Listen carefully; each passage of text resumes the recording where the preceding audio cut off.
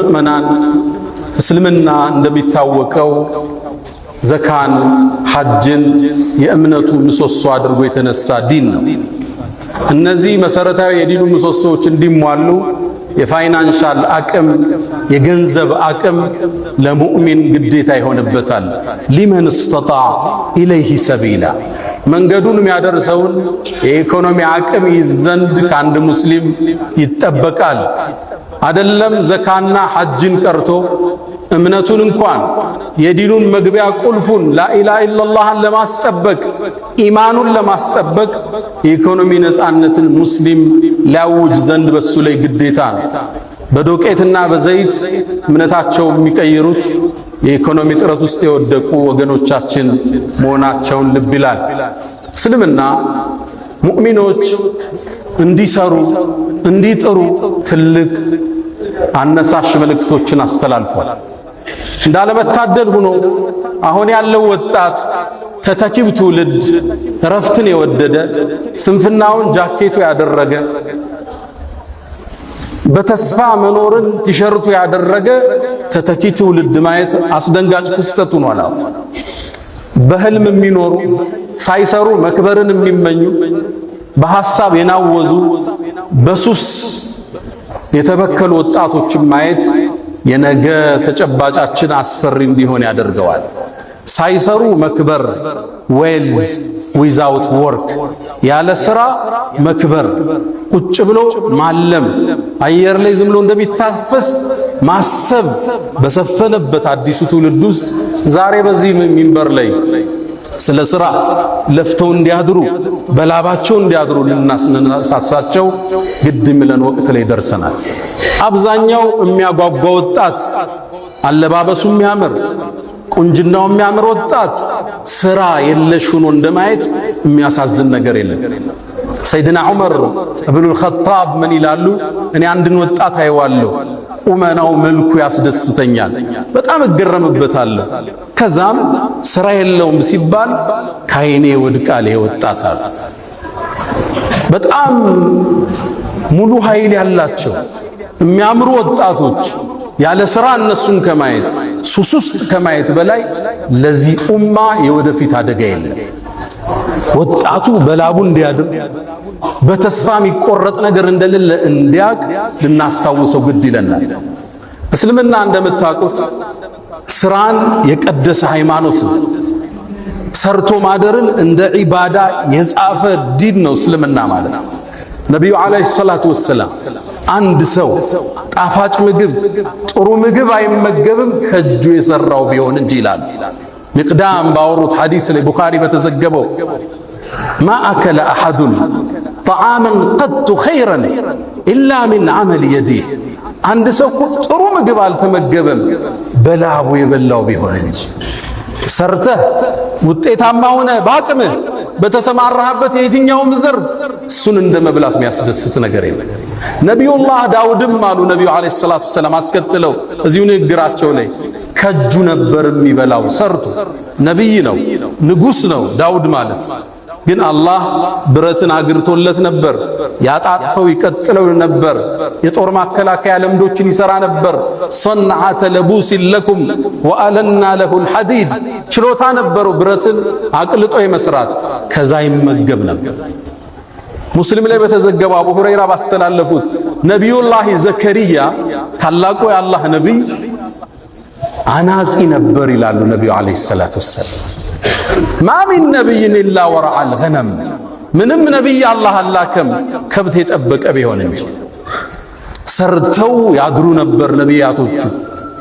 ለዛ ነው ለተከታዮቻቸው እኛ ምን ክፍያ ጠየቅናችሁ እንደሚሉ ክፍያ አልፈለጉ። አጀራቸው ከአላህ ነው። ዱንያን ሰርተው ያድራሉ፣ ዲኑን በነፃ ያከፋፍላሉ። እስልምና ስራን ትልቅ ቦታ የሰጠ ሃይማኖት። ቁርአን ላይ ሱረቱ ሙዘሚል ላይ አንድ ነገር እናገኛለን። መሳ ለመሳ ሁለት ትላልቅ ዒባዳዎችን አላህ ጠርቷል። ወአኸሩነ የድሪቡነ ፊል አርድ የብተጉነ ሚን ፈድሊላህ ወአኸሩነ ዩቃቲሉነ ፊ ሰቢልላህ አላለ። ሁለቱን መሳ ለመሳ ጠራቸው። ከፈሎቹ አሉ በምድር ተበትነው የአላህን ሪዝቅ ለመፈለግ በንግድ የወጡ ሌሎቹ ደግሞ አሉ በአላህ መንገድ ትግል ለማድረግ የወጡ። ሁለቱን እኩል መጥራቱ ይላሉ ሙፈሲሮቹ ለመነገድ ከጂሃድ ጋር ማቀራረቡ እስልምና ለንግድ ለስራ የሰጠውን ቦታ እናያለን። የአላህ ምርጥ ባሮች የሚገኙት የሥራ ሜዳው ላይ ነው። ሪጃል አላቸዋል። የኔ ጀግኖች ባሮች እነዚህ ናቸው። ላ ቱልሂህም ቲጃረቱን ወላ በይዑን አን ዚክሪላህ የያዙት ቲጃራ የትኛውም ስራ ወላ በይዑን መግዛትና መሸጥ አላህን ከማስታወስ ማያዘናጋቸው። የት ነው የሚገኙት? ስራ ላይ ናቸው። በላብ ነው የሚያድሩት። የዘመድ ብር ከአሜሪካ ይጠብቁ። ከእናት ኪስ ተወስዶ ጫት ተቅሞ አይታደርም። ሪጃል አላቸዋል። የኔ ጀግና ባሮች እነዚህ ናቸው። ንግድ አላህን ከማስታወስ ማያዘናጋቸው። ግን የት ውስጥ ነው ያሉት? ንግድ ውስጥ ነው ያሉት። እስልምና ሰርቶ ማደርን ትልቅ ትኩረት ነው የሰጠው። ሐታ ዛሬ ያለንበት ቀን ሳምንታዊ ዒዳችን ነው የውሙል ጁምዓ። በዚህ ቀን እንኳን ስራ እንድንሰራ እስልምና ትልቅ ማነሳሻን አድርጓል። ያ አዩሃ አለዚነ አመኑ ጥሪው ይሄ ነው፣ እንስማው። እናንተ ያመናችሁ ምእመናኑ ኢዛ ኑዲየ ሊሰላቲ ሚን የውሚል ጁምዓ የጁምዓ ቀን ለሶላት ጥሪ ሲደረግ ወደ መስጂድ ነው አላላ። የት ውስጥ ነበሩ? ንግድ ውስጥ ነበሩ። ወዘሩል በይዕ ንግዱን ለጊዜው አቁሙታል። ወደ መስጂድ ኑና አላህን አስታውሱ። ዛሊኩም ኸይሩን ለኩም ኢን ኩንቱም ተዕለሙን። ከዛስ መስጂድን ቆይ ፈኢዛ ቁድየት ሰላት ፋዋ ትልቅ ትርጉም አለ። ፈንተሽሩ አሁንም ፋዋ ትልቅ ትርጉም አለ። ልክ ሶላቱ ሲያልቅ ተበተኑ አለ። ወብተጉ ሚን ፈድሊላህ የጌታችሁን ጸጋ ሰርታችሁ ፈልጉ። ወዝኩሩላህ ከሲረን በስራችሁ ላይ ደግሞ አላህን አስታውሱ። ረዛቁ እሱ ነው። ወፊ ሰማይ ሪዝቁኩም ምድር ላይ ሰበቡን ያለ ሪዝቁ ከላይ ነው የሚቆረጠው። ወዝኩሩላህ ከሲረን ለዓለኩም ቱፍሊሑን። የጁምዓ ቀን እንኳን እንድናርፍ ያልፈቀደ ዲን ነው ያለ። ስራ በላብ ማደር መልፋት የዲነል ኢስላም አርማው ነው። ይህ ወጣት ቁጭ ብሎ እንዳያስብ በህልም እንዳይዋልል ድንገት ብር የሚገኝበት አለ ሲባል የኢሉሚኒቲ አባሉኝ 500 ሺህ ላግኝ ብሎ እንዳይሰክር እስልምና ያሰመረውን መንገድ ልንጠቆመው ግድ ይላል። በአቋራጭ መክበር የለም። ወጣቶች በአቋራጭ ለመክበር ሲስተም ውስጥ መኖር አለ። መንገዱ ላይ ያለ ስትማስል ፓስወርዱን ታገኘዋለህ። ያኔ ትዘላለህ። ማንኛውም ነጋዴ፣ ማንኛውም ሀብታም ለመሆን ሲስተም ውስጥ ያልፋል። ድንገት ይገጥማል፣ ትወጣለህ። ድንገት ግን ያለ ስራ ትልቅ ብር ብታገኝ ውጤታማ አይደለም። ልብ በሉ፣ አሜሪካ ውስጥ ሎተሪ ከደረሳቸው አብዛኛው ሰዎች ውስጥ አብዛኞቹ ያን ብር በዓመት አጠውታል። ስራ የላቸው፣ እቅድ የላቸው፣ የዘረጉት ሲስተም የለም። የሆነ ሚሊዮን ብር መጣ፣ ምን ያድርጉት? መኪና ስትገዛ ስትቀይረው፣ ቤት ስትገዛ ስትቀይረው ብሩ የለው። ሲስተም ውስጥ ካለ የሥራው መስመር ላይ ካለ ያን ብር እዛ ውስጥ ነው የምትከተው። ቡስት ያደርጋል፣ ይሰፋል።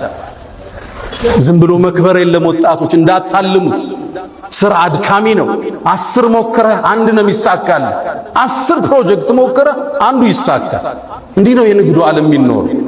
አንዱ ሲወድቅብህ፣ አንዱ ስታክ ሲያደርግ፣ አንዱ ስትነሳ፣ አንደኛው ላይ አላህ ይረዝቃል። ስራ መልፋት፣ በላብ ማደር ወጣቱን ልናስታውሰው ግድ ይለናል። በእስልምና ታሪክ የኛ ተምሳሌቶቻችን የነቢዩ አለይሂ ሰላቱ ወሰላም ሰሃቦች ናቸው። ቁል አልሐምዱሊላህ ወሰላሙን ዐላ ዒባዲሂ አለዚነ እስጠፋ። ቁል አልሐምዱሊላህ ምስጋና ለአላህ ይሁን፣ ወሰላሙን ሰላምም ይስፈን ዐላ ዒባዲሂ አለዚነ እስጠፋ አላህ ለመረጣቸው ባሮቹ። ሐሰኑል በስሪ ምን አለ? እዚህ የተጠቀሱት የነብዩ ባልደረቦችን ነው አለ ሰለላሁ ዐለይሂ ወሰለም። እነዚህ የኛ ሞዴሎች ናቸው።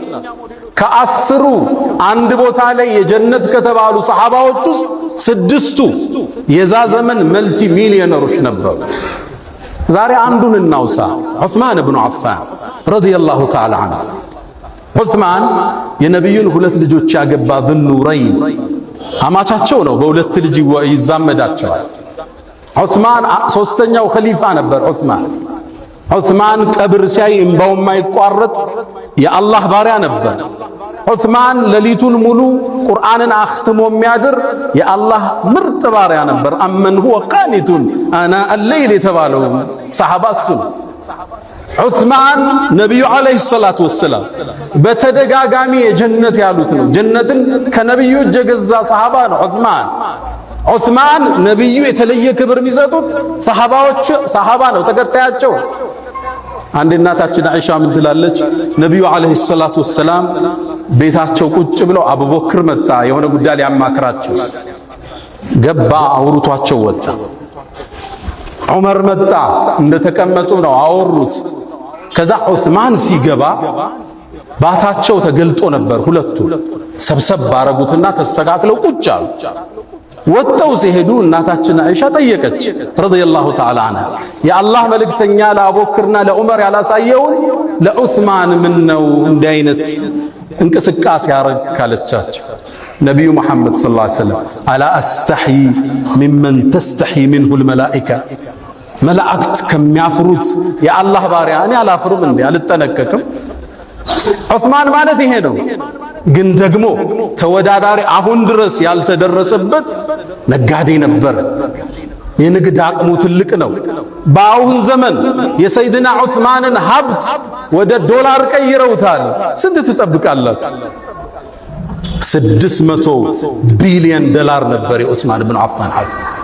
ገብቷቸዋል? 600 ቢሊዮን። የሀገራችን ትልቁ ባለሀብት ሼህ መሐመድ አላሙዲን አላህ ይጠብቃቸው 9 ቢሊዮን ዶላር ነው ንብረታቸው ተደምሮ 600 ቢሊዮን ዶላር እንዴት አመጣ? እንዴት አይነት የንግድ ሳይንሱን ቢያቀው ነው ዑስማን። በእርግጥ እንደኔና እንዳንተ ሰሃባዎችን ጠየቁት፣ መካ ላይ ሀብታም ነበርክ ጥለው መጣሃል፣ መዲና እንዴት ገብተህ ባለ ሀብቶም ካሏቸው ሰይድና ዑስማን 5 የንግድ ፕሪንሲፕል አስቀመጡ። ያውም ባለ ሀብቶች የሚጠቀሙት የመረህ ኩንቱ ኡዓልጃል 5ቱን ወጣቶች መዝግቡት። ኩንቱ ኡዓልጅ የንግድ ህጎቹን ተመልከቱ። ኩንቱ ኡዓልጅ ራሴ ስራውን ቀርቦ ነው ማኔጅ የሚያደርገው። ስራ ሙሉ ለሙሉ ለሰራተኛ አይሰጥም። እየሰፋብህ ሲሄድ ነው ደልጌት የምታደርገው ወደታች የምታሻግረው። አንተ መሸፈን የምትችለውን አንተ ነው መሸፈን ያለብህ። ሰው እጅ ላይ ስራ ይጣል፣ ሲበዛ ደግሞ ሰው እጅ ላይ መጣል ግዴታ ይላል። ትክክለኛ ሰውን ትክክለኛ ቦታ ታስቀምጠዋል። ኩንቱ ኡዓልጅ የስራውን ችግር ገብቼ እኔ ነው ለመፍታት የምጥረው። መሬት ሊቆምብህ ይችላል፣ ንግዱ ሊቆምብህ ይችላል። ሰራተኛ ብቻ አትልክም። ገብተህ እንደ ባለቤቱም ይፈታው የለም። ያወጣኸው እቅድ በትክክል መፈጸሙን መከታተል የባለቤቱ ኃላፊነት ነው። ያወጣው ፕላን አለ። የመጨረሻ የማኔጅመንት ፕሮሰሱ ኮንትሮሊንግ ነው። በትክክል በቅዱ መልክ ሄዷል መከታተል አለ። ኩንቱ ኡዓልጃል ስራውን ራሴን ምገባበታ ሲሰፋ ነው ለሰው የምትሰጠው። ወኡነሚያል ስራው ያመጣልኝን ትርፍ ወደ ስራው መልሰዋል። ብዙ ሰው አይታችሁ ከሆነ አንድ ሞቅ ያለ ትርፍ ሲያገኝ ብሩን አውጥቶ ወይ መኪና ላይ ይጥለዋል ወይ ቤት ላይ ይጥለዋል። ስራው ገንዘብ ሲራብ ታየዋለ። ስራው እዛው ላይ ነው መመልሰው። ትንሽ አንስቼ ወኡነሚ አለ ዑስማን ብኑ አፋን። ሶስተኛ የንግድ መርሁ ላ አዝደሪ ሪብሃን አለ ትርፍን አላቃልልም። በተገኘው ትርፍ ሽጠው ይወጣሉ። ሰይድና ዑስማን መርሃቸው ይሄ ነው። ትንሽ ነው ትርፉ እስኪጨምር ይቆይ አቋም የላቸው። ማገላበጥ ነው የዑስማን የንግድ ፕሪንሲፕላቸው። ስታስገላብጥ ጥሩ ገዢ ታገኛለህ። በትንሽ ትርፍ ትሸጥ አዲስ ደንበኛ ታገኛለህ። ኦልድ ስቶክ ያስቀመጥከው ይወጣና አዲስ ትከታለህ። የዑስማን የንግድ መርህ በተገኘው ትርፍ ማገላበጥ ነው። በማገላበጥ ውስጥ ገንዘቡ ይንቀሳቀሳል፣ ንግዱ ይንቀሳቀሳል። አዳዲስ ደንበኛ ታገኛለህ። እነዛ እስኪጨምር ብሎ የያዙ ሰዎች እስኪሸጡ አንተ ጨርሰህ ወጣል። ቃል ለአዝደሪ ሪብሃን ትርፍን አላቃልልም፣ የተገኘው መሸጥ ነው። የዑስማን አራተኛ የንግድ መርሃቸው ላ አሽተሪ ሸይኸን ያረጀን አልገዛም ማለት። ማርኬቱ ላይ የጠገበ ማርኬት ይኖራል፣ እሱን አልገዛም። ከትንሽ ይገዙትና አፋፍተው ነው የሚሸጡት። አሊያም ደግሞ ጊዜ የወጣበት ለምሳሌ ክረምቱ ሲወጣ የክረምት ጃኬት አታመጣ። ብዙ ነጋዴ አይታችሁ ከሆነ ቴምር ይጭናል።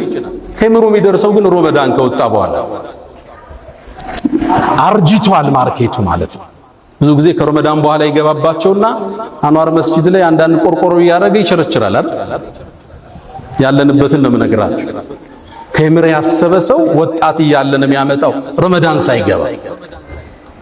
ላ አሽተሪ ሸይኸን ያረጀን አልገዛም፣ ገና ወጣት የሆነ አፍላ የሆነ ማህበረሰቡ የሚፈልገው አፋፍተው ሊሸጡት የሚችሉት ይሄ ዑስማን ብኑ አፋን የንግድ ሳይንስ ነው።